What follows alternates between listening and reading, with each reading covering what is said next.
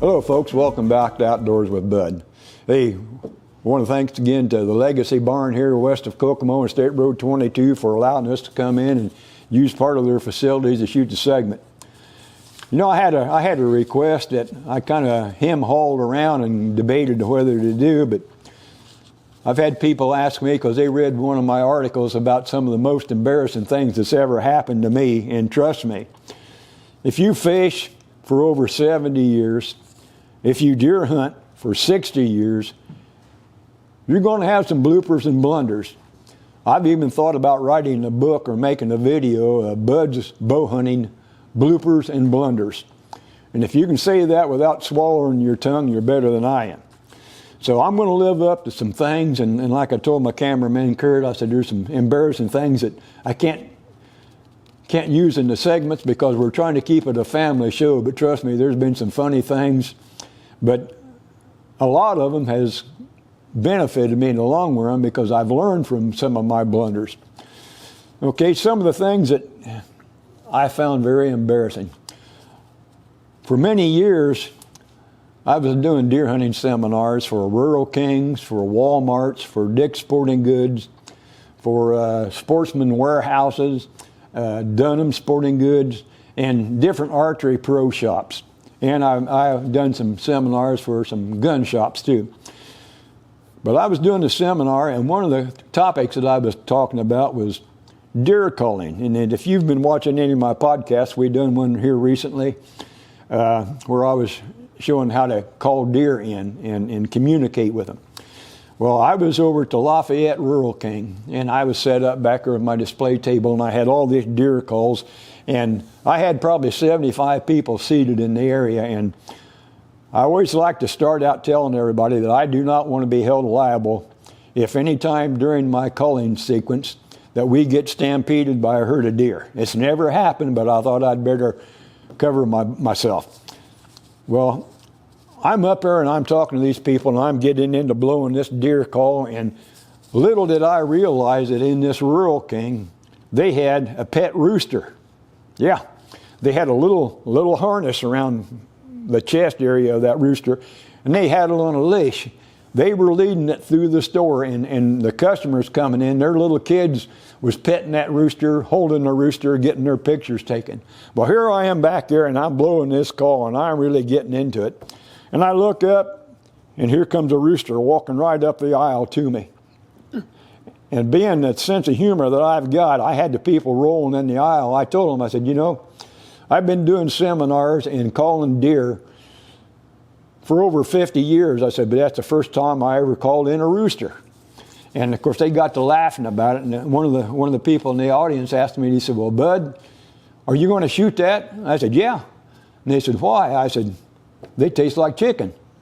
You know, you always hear people say, does a deer taste like chicken? I said, well, I know a rooster would taste like chicken, but that's the first time in all my career I ever called in a rooster. And I got to admit, I've never called in a rooster while I was deer hunting. But I did have a peacock come through the woods, and I got a picture of it because I don't know where that peacock come from. But I was kind of shocked when I did see it. Okay, another embarrassing moment happened when I was getting involved in bass fishing. I was fishing with the Logan Sport Bass Hustlers. I had just joined the club, and I just got voted in, and they gave me a schedule of the tournaments. Well, I misread the schedule. We were supposed to have a tournament up on Lake Schaefer up at Monticello. Well, they said that we were going to meet in the parking lot of the Marsh Food Liner in Logansport. The night before, I hooked my bass boat up to my truck, had everything all packed up. I set the alarm clock for 3:30 in the morning. I drove over to Logansport from my home in Galveston. I pulled up in the parking lot, and I figured there'd probably be some guys there already. So I pulled in, and this Marsh's Food Liner, it was a 24-hour place. 24-hour service. And there were customers going in there, and here I pulled in with a bass boat, so I pulled into this area where I wouldn't be blocking anybody. And they said, we will leave the parking lot at about 4:30. So I'm waiting, 4:30 gets here. I'm the only boat sitting there. And I got to thinking, this is the only Marsh Food Liner that I know of here in Logansport. But just to be safe, I walked over to a phone booth that had a phone book in it, and I looked Marsh's Food Liner, and there was only one listed. So I knew I was in the right place, but I couldn't figure out why am I the only one here. I kept waiting. Nobody showed up. Well, on my sun visor, when I put the sun visor down, I had that schedule in my truck. This is a good part. I was at the right place at the right time, but I found out I was a week early. That tournament that I showed up for was not till the following weekend. I'm sitting over there with my bass boat. People's coming in, and they're looking at me, and I'm kind of sitting there kind of like, I don't know who this guy is, dumb enough to pull a bass boat. But when I got home, my wife had already locked the door. She was back in bed.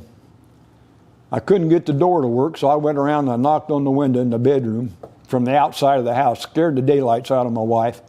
She come to the door and she said, "What? I thought you were fishing." I said, "I did too." She said, "What happened?" And I wasn't quite brave enough to fess up to my wife that I did not read that schedule properly and I was a week early. But that had to rank as one of the most embarrassing times in my life. Oh, golly, and here's some more. I was working at the Indianapolis Boat Sport and Travel Show for one of my fishing sponsors, Mr. Tom Moore. I'm a big IU fan, especially for basketball. I didn't realize that Tom graduated from Purdue University. I didn't realize that Tom's wife graduated from Purdue University. I didn't realize his kids graduated from Purdue. And all of his grandkids had graduated or were still attending. I showed up opening day of the Boat Sport and Travel Show wearing red and white. An IU cap, IU sweatshirt. I had a fancy leather red and white and black IU Hoosier jacket. I showed up wearing that. And the first thing my boss told me was, "Hey, you can't do this." I said, "What?" He said, "We're IU." I said, "Why?" I said, "I'm an IU fan." He said, "Well, we're not. We're Purdue fans." And he said, "You got to put on this Purdue sweatshirt." And I thought, I might be losing my sponsorship. I might be losing my job. I said, but if I have to buy my worms at Walmart, I'll do that before I wear that Purdue sweatshirt, you know. But that was kind of embarrassing. And another time, working with Tom again, we were working in Nashville, Tennessee. Tom's wife, she drove all the way to Nashville because she was going to be there for that day. Her and her daughters were going to be shopping. She was going to fix lunch for us. Well, I made a terrible mistake on my 21st birthday. Back in the days, I used to like to partake of adult beverages. On my 21st birthday, I wanted to see what it was like to be kind of feeling mellow, let's say. Well, I learned a lesson. You don't want to start partaking of cold beer and beverages on an empty stomach. Well, my mother had some ham salad sandwiches, and I used to love ham salad sandwiches. But that was when I was 21, and folks, I'm 79 years old now, and I have not had a ham salad sandwich since that happened. I got dog sick.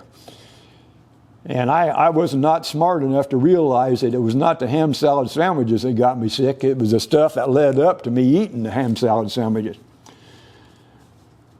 And another time, we were working in the yard. My wife and I were cleaning up the yard. We had some storm damage, and my wife loves to garden and everything. And so we were planting flowers, and her sister and brother, her husband, come in, and they wanted to know if we wanted to go with them to Frankfurt to a new store that opened.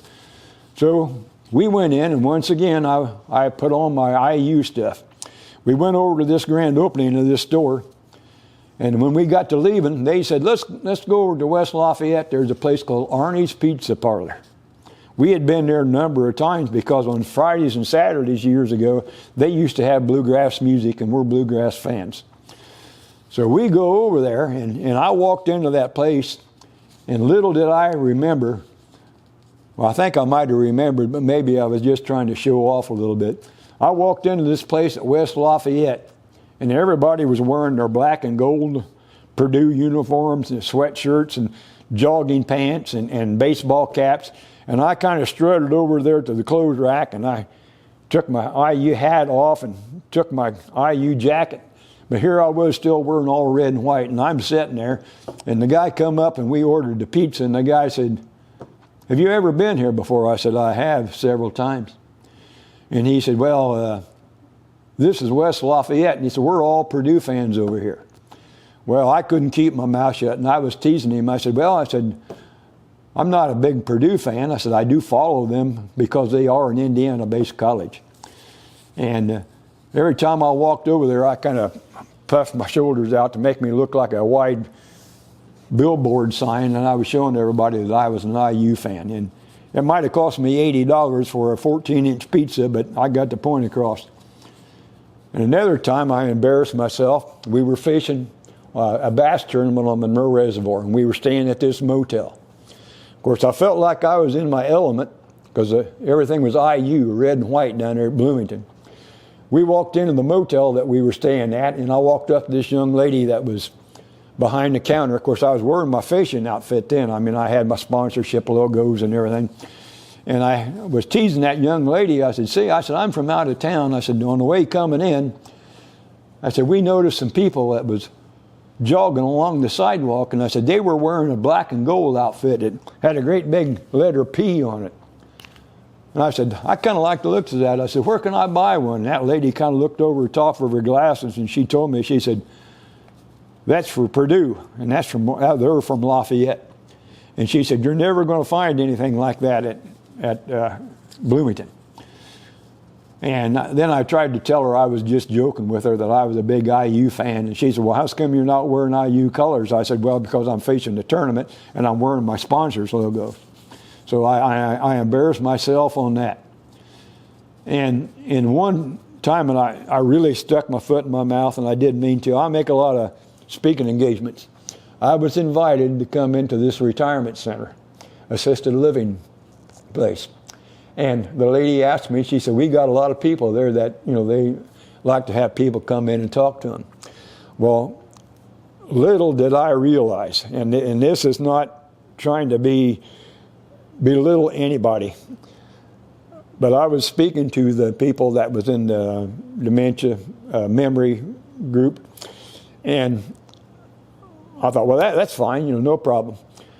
I got up there, and usually when I go in for a public speaking engagements, I never really prepare what I'm going to do. What I normally do when I'm introduced, I like to ask the question to the audience, like, how many outdoor enthusiasts do we have? Well, when the people will raise their hand, hopefully there's enough of them, because it's very difficult if you're not an outdoors person to be entertained by somebody that's going to talk to you about hunting and fishing and trapping and stuff. I mean, I've been in places where I don't think they've ever been outdoors other than walk from their house to their garage, and yet I got to try to entertain these people.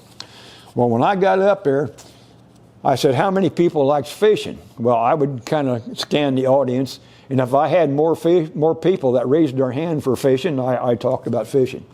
If there was more for hunting, I talked about hunting. If there was more people interested in camping, well, I talked about camping. Well, I had more people in the audience at that time they liked fishing. Well, one of the things I've always mentioned in my articles is one of the most important things about fishing, hunting the same way, camping, any outdoor thing, is making memories. All right, before I realized it, I said, "Okay, we've got a lot of fishermen." I said, "How many people, show me your hands, can remember catching your first fish?" And folks, I no more said that, and I went from like 5'9" down to 1 inch tall. It dawned on me, why did I say that in front of this group, that the Alzheimer's and dementia? And I was so embarrassed, and I was really delighted that a lot of the people in that room, we got to talking and sharing memories.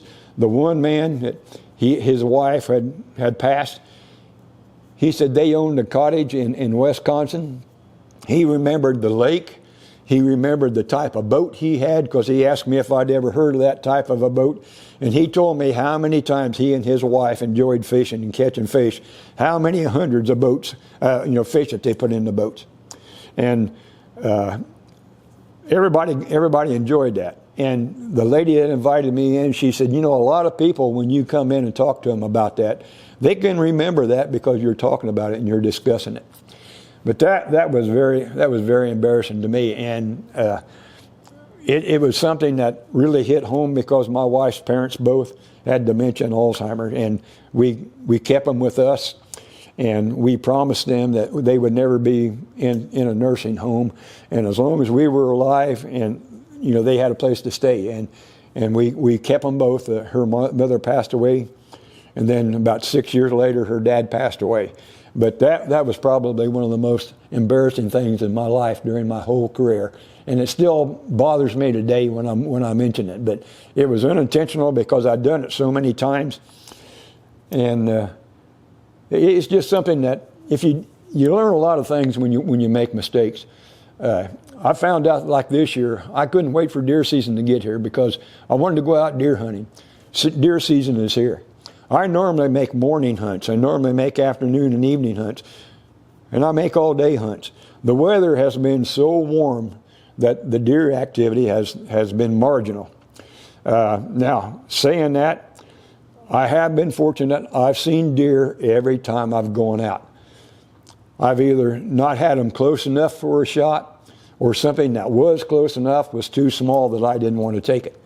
But the weather's going to start cooling off here. They're getting the standing corn picked, and I know the deer activity is going to pick up. And I'm going to be out there making more memories, and I'm probably going to be making more mistakes, and we can have some more buds, bloopers, and blunders. But that's some of the things that I would like to relate more, but since we might have some younger kids viewing the segments, we want this to remain a family affair, and I want everybody to know that you can have a lot of fun out there, and making mistakes is part of it. So I want to thank you for joining me here on Outdoors with Bud. We're going to have some more segments coming up in the near future. And if you've got any idea or anything that you would like to have me cover, you can contact me through the Kokomo Lantern in Kokomo, Indiana, or you can send me an email at budfields, all one word, budfields@frontier.com, and I'll do the best I can to come up with a segment that you're interested in. And hey, we'll see you down the road. Thanks again. God bless you.